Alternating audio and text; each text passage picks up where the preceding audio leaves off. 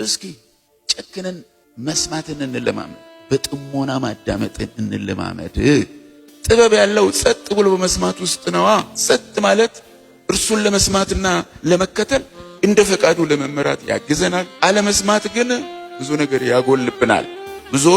ብዙዎቻችን በመንፈሳዊ ሕይወታችን እየተጎዳን እንገኛለን። ምክንያቱ ኢየሱስን ከመስማት ይልቅ ጆሮአችንን በስፋት ለሌላ አሳሳች ድምጾች በመክፈታችን የምንሰማውን የምንመርጥ እንሁን። ኢየሱስን የሚሰማ ቃሎቹን እያጠና በልቡ የሚያኖር በእርጋታ ይቀመጣል። የሆነ ባልሆነ ነገር ብርግግ እያለ አይቸገርም። በእርጋታ ጌታ አለ፣ ኢየሱስ አለኝ እያለ በእርጋታ እና አትራፊ ይሆናል። ያ ሰው እንኳን ከእግዚአብሔር ከሰው የሚሰማም እኮ ያተርፋል። ቢያንስ እውቀት ያተርፋል። ኢየሱስን የሚሰማ ግን የሚያተርፈው ሕይወትን ነው።